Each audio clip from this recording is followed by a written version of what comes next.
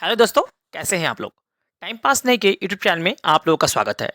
तो आज हम देखेंगे हिंदी साहित्य के इतिहास का पार्ट नंबर 5। इससे पहले मैंने पार्ट 1, पार्ट 2, पार्ट 3 और पार्ट 4 को बहुत ही बेहतरीन तरीके से पढ़ाया है और उसमें मैंने जितने भी क्वेश्चंस लिए हैं टॉप 400 वो सब सिलेक्टेड है, इंपॉर्टेंट है और आपके एग्जाम में हूबहू देखने को मिल जाएंगे। तो आज हम देखेंगे हिंदी साहित्य के इतिहास का पार्ट नंबर 5। इसमें मैं टॉप 100 सिलेक्टेड क्वेश्चंस में पढ़ाऊंगा। यकीन मानिए कि ये सारे क्वेश्चन सिलेक्टेड है, इंपॉर्टेंट है और आपके एग्जाम के लिए मोस्ट मोस्ट मोस्ट वीवीआई है। तो चलिए बिना देर के वीडियो को स्टार्ट करते हैं। अगर वीडियो आप लोगों को अच्छा लगे तो प्लीज मेरे चैनल को सब्सक्राइब कर लीजिए और संपूर्ण हिंदी साहित्य के इतिहास और संपूर्ण सामान्य हिंदी को पढ़ने के लिए हमसे जुड़ जाइए। तो चलिए देखते हैं। तो आज देखते हैं हम लोग हिंदी साहित्य के संपूर्ण निचोड़ का पार्ट नंबर 5। इसमें पहला क्वेश्चन है, भामह अभाववादी कहलाते हैं क्योंकि। इसका आंसर होगा, उन्होंने काव्य में ध्वनि की सत्ता स्वीकार नहीं की है, इसीलिए भामा अभाववादी कहलाते हैं। ठीक है, चलिए क्वेश्चन नंबर 2, गुणीभूत व्यंग के कितने भेद हैं या कितने भेद होते हैं? इसका आंसर होगा 8 भेद होते हैं। चलिए नेक्स्ट क्वेश्चन देखते हैं, भरत ने यानी भरत मुनि ने हास्य रस के कितने भेद माने हैं? इसका जो आंसर होगा 6 यानी कि 6। चलिए आगे देखते हैं और सारे क्वेश्चंस को। नेक्स्ट क्वेश्चन है, कुंदक ने वक्रोक्ति के भेद व उपभेद माने हैं, कितने माने हैं? तो कुंदक ने वक्रोक्ति के भेद माने हैं 6 भेद और 41 उपभेद माने हैं। ठीक है, चलिए आगे देखते हैं। उसके क्वेश्चन है, हिन्नूर्तन हु हेवत पंक्ति है किसकी? तो ये है मम्मट की। ठीक है, चलिए आगे बढ़ते देखते हैं क्वेश्चन। किस आचार्य का कथन है कि संसार में जो कुछ पवित्र, उज्ज्वल एवं दर्शनीय है वह श्रृंगार के भीतर समाविष्ट हो सकता है? ये किसने कहा था? तो भरत मुनि ने कहा था। ठीक है, चलिए अब देखते हैं आगे क्वेश्चंस को, समझते हैं और सारे क्वेश्चंस को। चलिए नेक्स्ट क्वेश्चन है, श्रृंगार रस को रसराज माना जाता है क्योंकि कार्य व्यापार की व्यापकता के कारण। ठीक है, क्यों माना जाता है? कार्य व्यापार की व्यापकता के कारण। ठीक है, आगे क्वेश्चन देखते हैं, नवरस नामक ग्रंथ के लेखक कौन है? इसका जो आंसर होगा बाबू गुलाम राय। ठीक है, नवरस नामक ग्रंथ के लेखक है। नेक्स्ट क्वेश्चन देखते हैं, रस कलश नामक ग्रंथ के लेखक कौन है? इसका आंसर होगा अयोध्या सिंह उपाध्याय हरिऔध। ठीक है, चलिए इसने रस कलश नामक ग्रंथ की रचना की थी। नेक्स्ट समझते हैं, सर्वप्रथम किस आचार्य ने रस को काव्य की आत्मा घोषित किया? इसका आंसर होगा आचार्य विश्वनाथ ने। नेक्स्ट देखते हैं, प्रयाण नामक नवीन रस की उद्भावना किस आचार्य ने की थी? एक की थी रुद्रंथ, क्या नाम है? रुद्रट। ठीक है, क्या है? रुद्रट। चलिए आगे देखते हैं क्वेश्चन को। आलोक का हिंदी भाष्य किसने लिखा है? आलोक का हिंदी भाष्य किसने लिखा है? इसका नाम है आचार्य विश्वेश्वर। ठीक है, आचार्य विश्वेश्वर। चलिए क्वेश्चन समझते हैं यहाँ से। नेक्स्ट क्वेश्चन है, भाव प्रकाश नामक ग्रंथ के रचयिता कौन है? इसका नाम है शारदा तनय। ठीक है, इसने भाव प्रकाश नामक ग्रंथ की रचना की थी। कौन सा? शारदा तनय ने। चलिए आगे बढ़ते हैं और देखते हैं और निष्प्रश्न क्वेश्चंस को। ठीक है, ये सारे क्वेश्चन सिलेक्टेड है, इंपॉर्टेंट है और आपके एग्जाम के लिए बहुत ही इंपॉर्टेंट है। चलिए देख, काव्य दोषों का सर्वप्रथम निरूपण किस ग्रंथ में मिलता है? इसका जो आंसर होगा भरतकृत्य नाट्य शास्त्र में। ठीक है, चलिए अगला क्वेश्चन देखते हैं, दंडी ने कितने काव्य हेतु माने हैं? ये माने हैं 3। ठीक है, चलिए आगे देखते क्वेश्चन को। मम्मट ने लक्षणा के कितने भेदों का उल्लेख किया है? तो मम्मट ने लक्षणा के कुल 12 भेदों का उल्लेख किया है। चलिए देखते हैं नेक्स्ट क्वेश्चन समझते हैं, वाच्यता अहस का अन्य नाम है क्या? रसध्वनि। ठीक है, वाच्यता असह का क्या नाम है? रसध्वनि नाम है। चलिए आगे देखते हैं, कुंदक ने वक्रोक्ति के भेद और उपभेद माने हैं कितने? 6 और 41। ठीक है, आगे बढ़ते हैं, योके किस उपन्यास का पात्र है? योके किस उपन्यास का पात्र है? तो अपने अपने अजनबी है ना, उसके पात्र है ओके। चलिए ओके, चलिए अगला क्वेश्चन देखते हैं, पीली छतरी वाली लड़की उपन्यास किसका है? ये है उदय प्रकाश का। ठीक है, पीली छतरी वाली लड़की।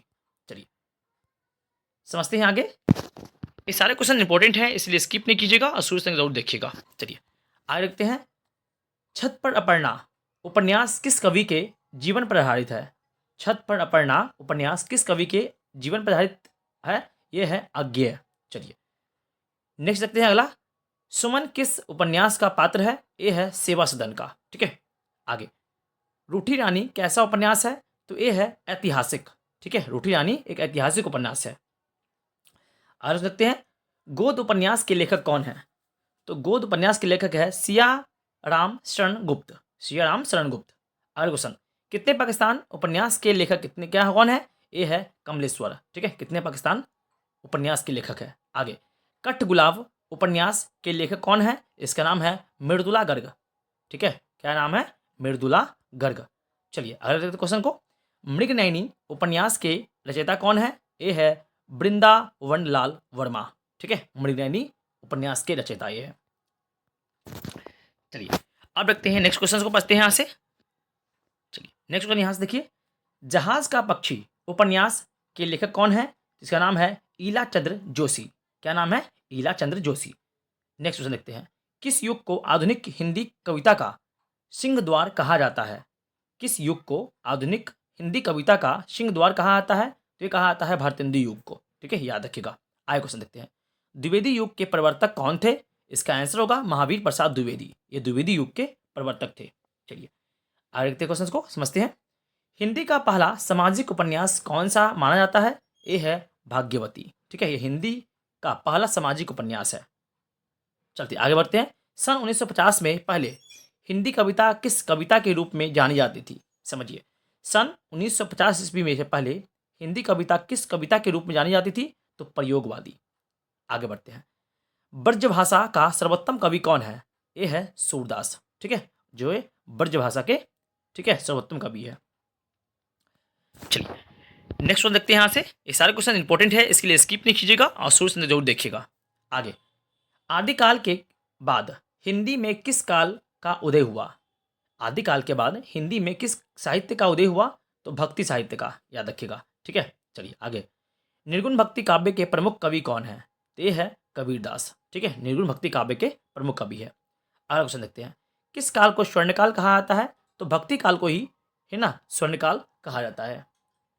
चलिए आगे बढ़ते देखते हैं। नेक्स्ट है, हिंदी का आदि कवि किसे माना जाता है? तो ये कहा जाता है स्वयंभू को, है ना, इसे आदि कवि कहा जाता है हिंदी का। आगे, जयशंकर प्रसाद की सर्वश्रेष्ठ रचना कौन सी है? तो ये है कामायनी। ठीक है, क्या है? कामायनी। अगला क्वेश्चन, बिहारी ने कैसे क्या लिखा है? तो बिहारी ने दोहे लिखे हैं। ठीक है, चलिए, दिया बिहारी के दोहे बहुत ही फेमस है, बहुत ही फेमस है, प्रसिद्ध है। अगला क्वेश्चन देखते हैं, कबीर किसके शिष्य थे? तो ये थे रामानंद के। चलिए बढ़ते हैं नेक्स्ट स्लाइड की ओर, देखते हैं अगला क्वेश्चन को। नेक्स्ट क्वेश्चन है, पद्मावत महाकाव्य कौन सी भाषा में लिखा गया है? तो ये लिखा गया है अवधी भाषा में। ठीक है, अगला क्वेश्चन, तुलसीकृत रामचरितमानस में कौन सी भाषा का प्रयोग किया गया है? तो इसका आंसर होगा अवधी भाषा का प्रयोग किया गया है। ठीक है, रामकृत, है ना, जो रामचरितमानस है तुलसीकृत। चलिए, यानी तुलसीदास ने इसे लिखा है। एकांकी के जन्मदाता कौन है? तो इसका आंसर होगा धर्मवीर भारती। एकांकी के जन्मदाता कौन है? धर्मवीर भारती। चलिए नेक्स्ट क्वेश्चन देखते हैं यहाँ से। नेक्स्ट क्वेश्चन है, मीराबाई ने किस भाव से कृष्ण की उपासना की? तो ये की थी माधुरी भाव से। ठीक है, किससे? माधुरी भाव से। आगे, रामचरितमानस का प्रधान रस है कौन सा? तो ये शांत रस है। ठीक है, अगला क्वेश्चन, सबसे पहले अपनी आत्मकथा हिंदी में किसने लिखी? ये लिखा था डॉक्टर राजेंद्र प्रसाद ने। ठीक है, अब आगे बढ़ते हैं, देखते हैं और सारे इंपॉर्टेंट क्वेश्चंस को। ठीक है, चलिए देखिए, हिंदी कविता का पहला महाकाव्य कौन सा है? तो हिंदी कविता का पहला महाकाव्य का नाम क्या है? पृथ्वीराज रासो। यह हिंदी कविता का पहला महाकाव्य है। अगला क्वेश्चन, हिंदी के सर्वश्रेष्ठ प्रकाशित पत्र का नाम क्या है? तो हिंदी के सर्वश्रेष्ठ प्रकाशित पत्र का नाम है उदंत मार्तंड। ठीक है, इसके जो, है ना, निदेशक है, कह सकते हैं तो प्रकाशक है, इसका नाम है जेम्स ए हिक्की। ठीक है, आगे बढ़ते हैं, हिंदी साहित्य की प्रथम कहानी कौन सी है? इसका जो आंसर होगा इंदुमती। यह हिंदी साहित्य की प्रथम कहानी है। अगला क्वेश्चन, चलिए देखते हैं, आंचलिक रचनाएं किससे संबंधित होती है? तो आंचलिक रचनाएं संबंधित होती है क्षेत्र विशेष से। अगला क्वेश्चन, पृथ्वीराज रासो किस काल की रचना है? पृथ्वीराज रासो किस काल की रचना है? तो ये है आदिकाल की रचना है। ठीक है, पृथ्वीराज रासो। चलिए अगला देखते हैं यहाँ से, हिंदी गद्य का जन्मदाता किसको माना जाता है? तो इसका आंसर होगा भारतेंदु हरिश्चंद्र जी को हिंदी गद्य का जन्मदाता माना जाता है। ठीक है, यह कहा जाता है। चलिए अगला देखते हैं और यहाँ से देखते हैं और सारे क्वेश्चंस को। ठीक है, देखिए नेक्स्ट है क्वेश्चन, कवि कालिदास की अभिज्ञान शकुंतलम का हिंदी अनुवाद किसने किया? इसका जो आंसर होगा राजा लक्ष्मण सिंह ने। ठीक है, चलिए अगला क्वेश्चन देखते हैं, पद्य साहित्य को कितने भागों में बांटा गया है? तो पद्य साहित्य को कुल 15 भागों में बांटा गया है। कितने भागों में? 15 भागों में। चल देखते हैं आगे। नेक्स्ट क्वेश्चन है, कवि नरेंद्र शर्मा ने राष्ट्रपिता महात्मा गांधी के निधन से प्रभावित होकर कौन सी रचना की? बहुत अच्छा क्वेश्चन है। देखिए, कवि नरेंद्र शर्मा ने राष्ट्रपिता महात्मा गांधी की निधन से प्रभावित होकर कौन सी रचना की? तो इसका नाम है रक्त चंदन की रचना की। कौन से की? रक्त चंदन। चलिए आगे क्वेश्चन देखते हैं, नाट्य शास्त्रों द्वारा अमान्य रस कौन सा है? तो ये है विभत्स रस, है ना। नाट्य शास्त्रों द्वारा अमान्य रस कौन सा है? विभत्स रस। चलिए अगला देखते हैं और क्वेश्चन को, काव्य शास्त्र का प्राचीनतम नाम क्या था? तो काव्य शास्त्र का प्राचीनतम नाम था अलंकार शास्त्र। ये याद रखिएगा, काव्य शास्त्र का प्राचीनतम नाम क्या है? अलंकार शास्त्र था। ठीक है, अगला क्वेश्चन, रीति संप्रदाय के संस्थापक कौन थे? तो रीति संप्रदाय के संस्थापक थे आचार्य वामन। चलिए देखते हैं आगे, समझते हैं और क्वेश्चन को। ठीक है, चलिए देखते हैं यहाँ से। अगला क्वेश्चन है, हिंदी में काव्य शास्त्र के प्रथम आचार्य कौन थे? ये है केशव दास। ठीक है, हिंदी में काव्य शास्त्र के प्रथम आचार्य थे। अगला क्वेश्चन देखते हैं, साहित्य शब्द किस शब्द से बना है? तो साहित्य शब्द बना है सहित शब्द से बना है। साहित्य किससे बना है? सहित शब्द से। चलिए अगला क्वेश्चन देखते हैं क्वेश्चन को। नेक्स्ट क्वेश्चन है, हिंदी साहित्य में जीवनी साहित्य का प्रारंभ कौन से युग में हुआ? देखिए क्वेश्चन को, हिंदी साहित्य में जीवनी साहित्य का प्रारंभ कौन से युग में हुआ? इसका आंसर होगा भारतेंदु युग में।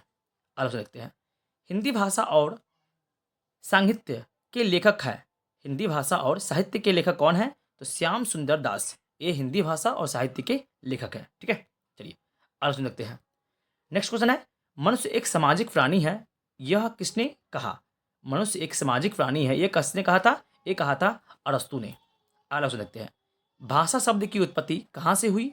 इसका आंसर होगा भाषा शब्द की उत्पत्ति संस्कृत के भाष धातु से हुई है। ठीक है, चलिए अगला देखते हैं, समझते हैं और सारे क्वेश्चंस को। ठीक है, चलिए ये सारे क्वेश्चन सिलेक्टेड है, इसलिए आप पूरा देखिएगा इसको, और वीडियो अच्छा लगे तो प्लीज मेरे चैनल को सब्सक्राइब कर लीजिएगा। चलिए आगे, सामान्य शब्दों में हम भाषा को किस तरह से व्यक्त करेंगे? तो आंसर इसका होगा, भाषा वह साधन है जिसके द्वारा मनुष्य अपने भावों विचारों को बोलकर या लिखकर दूसरे मनुष्यों तक पहुंचाता है। ठीक है, वही एक भाषा है। ठीक है, आइए चल देखते हैं आगे। भाषा को मोटे रूप में कितने भागों में बांटा गया है? तो 2 ही भागों में, है ना, मुख्यतः लिखित में और मौखिक में।